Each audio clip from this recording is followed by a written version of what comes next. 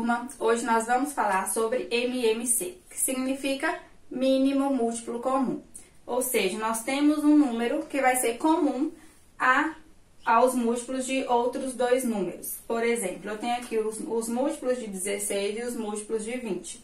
Então, quais são os múltiplos de 16? 0, 16, 32, 48, 64, 80 e coloquei reticência porque é um conjunto infinito. Lembrando que o conjunto de múltiplos é um conjunto infinito, tá? Então, por isso que tem a reticência aqui. Como que a gente encontrou esses números? Fazendo 16 vezes 0, 16 vezes 1, 16 vezes 2, 16 vezes 3, e assim vai. A tabuada do 16. Múltiplos de 20, 0, 20, 40, 60, 80, reticência e assim vai, porque também é infinito. Conjunto dos múltiplos de 20 é um conjunto infinito. Então, eu coloquei aqui só para exemplificar para vocês. Esse mínimo múltiplo comum, ele não pode ser o zero. Por que ele não pode ser o zero? Porque o zero é comum a todos os múltiplos. Então, conjunto de qualquer múltiplo vai ter o número zero, porque ele é o múltiplo de todos, tá? Então, a gente vai ter que procurar o menor múltiplo comum que não seja o zero. Eu coloquei essa sequência aqui só para vocês observarem. Dentre os múltiplos de 16 e os múltiplos de 20, qual foi o primeiro número que apareceu de igual?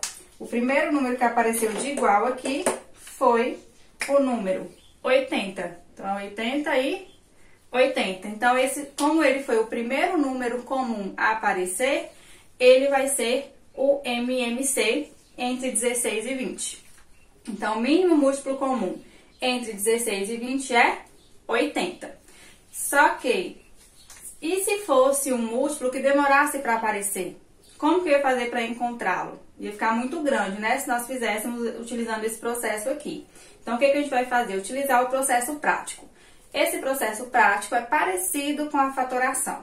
Só que agora nós temos dois números. A fatoração a gente utiliza um número só. Só que o processo vai ser basicamente o mesmo. Então, eu vou pegar aqui os dois números que eu quero. Então, 16 e 20. Separo eles por vírgula. Vou fazendo a divisão apenas por números primos, que a fatoração nós fizemos, né? Nós estudamos a fatoração com números primos. Aí nós vamos observar, vou colocar aqui os primeiros números primos só para vocês relembrarem. E são, né, conjunto infinito. Eu vou verificar se pelo menos um desses dois números dá para dividir por 2. Se der, eu posso começar por ele.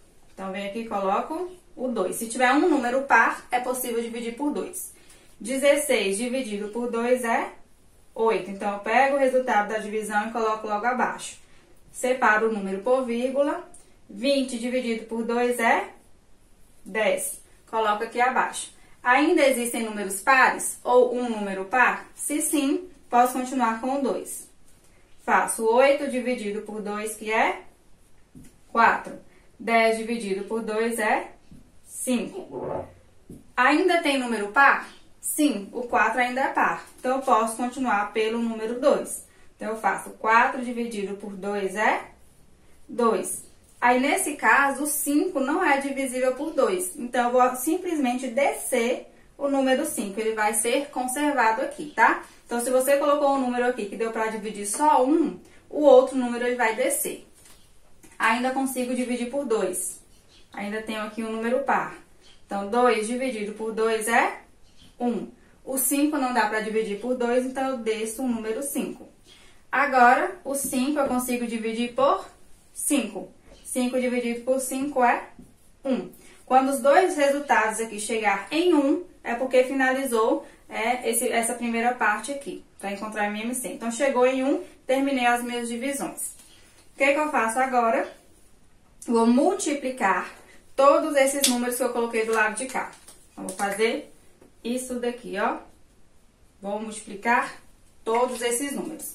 Então, eu vou fazer 2 vezes 2, vezes 2, vezes 2, vezes 5. Então, 1, 2, 3, 4, 2 e um número 5. 2 vezes 2, 4. 4 vezes 2, 8. 8 vezes 2, 16. 16 vezes 5 é 80. Então, olha lá. MMC entre 16 e 20 vai ser quem?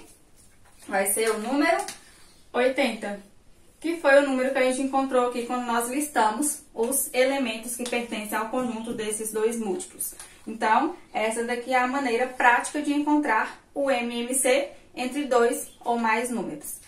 Só lembrando para vocês que a ordem que vocês colocam esses números do lado de cá, ela não importa, tá? Se vocês tivessem começado pelo 5 e depois colocado 2, o resultado na hora de multiplicar continuaria sendo 80. Então, se para você é mais fácil colocar o 5 primeiro, coloca o 5 primeiro, tá? Assim fica mais organizado, esteticamente mais bonito, só que se a sua facilidade é começar pelo 5, comece pelo 5, não tem problema, ok? Então, ficamos por aqui e até a próxima aula.